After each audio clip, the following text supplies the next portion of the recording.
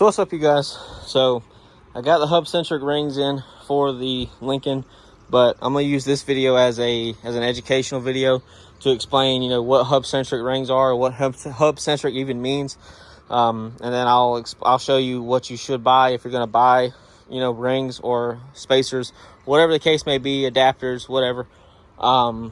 So without further ado, we'll get into it. And I do want to say, I don't know everything that there is to know about spacers and stuff like that. I've had a few on vehicles I've owned in the past, which you'll see on the floor. These are two different ones. These are not for the Lincoln. I want to get that out of the way. I'm not putting spacers on this car. They're just for demonstration and for this video. So, there are obviously, if you have any other real questions, ask some manufacturers that make spacers, because they're going to be able to tell you everything that you're going to want to know. So without further ado, I'm gonna hop into it. So a lot of people are probably going to say, well, what in the hell is a hub centric ring? Well, this is a hub centric ring, and the word centric obviously means center. So you usually buy these if you buy aftermarket wheels, or in my case, OEM wheels that have a lot bigger of a hub bore size than the vehicle you're putting them on. So for example, my car, my Lincoln, the hub bore size is, I think, 63.4, 63.5 millimeters, whereas the wheels that I have that I'm putting on it that are from a Ford Edge are still a Ford product, but they're not made for this vehicle. They are a 70.5 millimeter. So the hub size is a lot different between the two, and that's a pretty big gap. And you're like, okay, well, that still doesn't explain why you need the ring. Okay, well, I'll explain that. So you need this ring because, for one, this sits on here, and it takes the vehicle's hub size and makes it to where you can run the wheels, and all of the weight is on the hub right here where this ring is. You don't want the studs carrying the weight of the vehicle, because they are not designed to carry any kind of weight like that. They are not designed for that. They will not last. They will shatter and break, and it's not a good day. I know people have seen videos of like SUVs and trucks, mostly trucks, that usually have wider wheels. They're like 12 or 14 inches wide, and the wheels break off and they go flying past them. That's because, for one, they don't know what they're doing. The ball joints probably fail because they're not made for that, or the wheel bearings fail because they're not made for that, or they buy the cheap ass wheel spacers, which I know that people do, and they don't have this kind of a ring on it because they let all the weight sit on these studs. So that's one reason why I have these, because you can get a really bad vibration also if you don't have the wheel completely centered on the face of the rotor and on the hub itself, because it will slide up and down a little bit, and that will cause a vibration. You'll think that it's the tires or the wheels, and it is the wheels, but not exactly how you think it is. And so another thing, if you're gonna buy spacers, do not buy this cheap shit. You can buy these on Amazon for $30 a piece, $60 for a set of two. I don't know how they do it. I bought these a long time ago for the Mercury I had, because I wanted to put some Ford Fusion wheels on it. So these are adapter spacers, but they are spacers. So you can see they are 5x114.3, but to 5x108. And the hub bore is 73.1, which is what the Crown Vic, Grand Marquis, and all them, that's the center bore for them. This does not have that little lip. So if I were to put this on my car, which I actually can because it's the right size bolt pattern, if I put this on my car like so, you can see that gap right there. So if I drive down the road, this is what's going to happen. It's going to go up and down, and it's going to vibrate. And eventually, like I said, you have all the weight of the vehicle on these studs, it'll snap the studs. It'll either snap these or it'll snap those.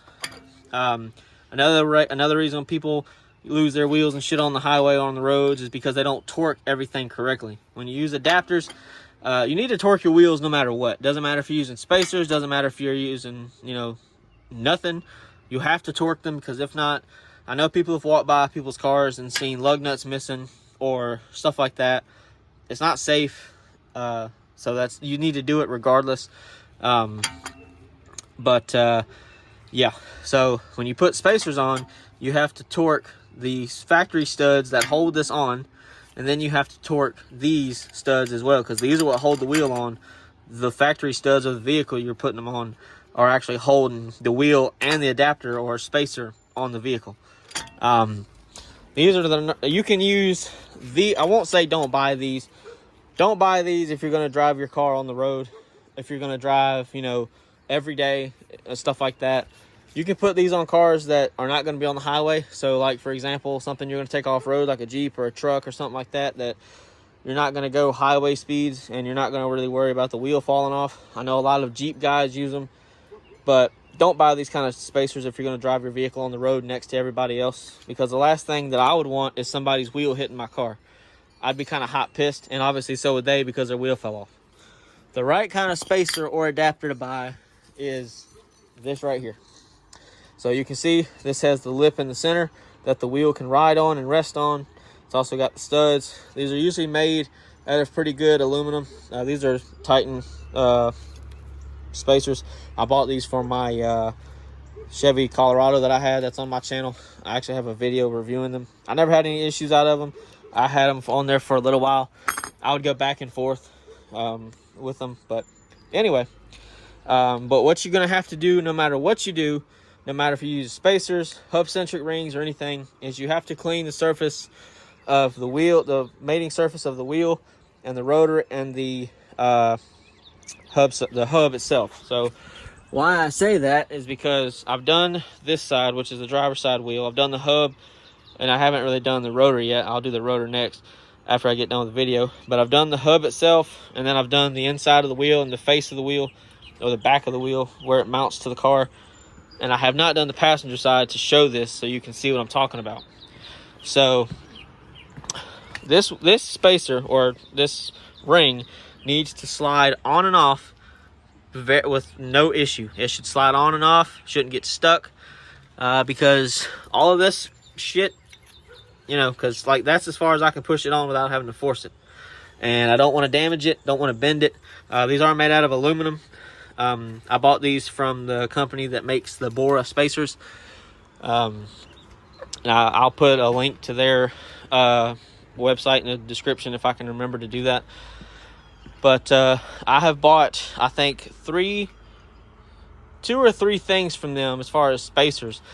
I bought 3 sets of spacers / adapters from them, and this is my 4th thing I bought from them. And you can see they're aluminum. You can buy these in plastic or aluminum. It doesn't matter. I prefer aluminum just because it looks nicer, and I feel more comfortable with these, because plastic can break and crack. These can too, but it's aluminum, and they have a warranty on these. So if they break, they'll make some new ones and send them to you. But this is what it should do. You should be able to put it on just like that. You should be able to spin it with no issue. It should go on and off with no issue. See, it's not getting stuck. There's not gonna be any problems. There you go. Same thing with the wheel. When I put it inside the wheel, there you go. Whoops, y'all didn't see it, so I'm not paying attention. So like I said, you should be able to just put it in the wheel and not have to force it. You should be able to spin it freely. If I try to do it on this wheel, it'll probably go in, but it'll be kind of tight. So yeah, because like I'm gonna have to force it, and I don't want to do that. But and the face of the wheel right here, also another thing you need to clean.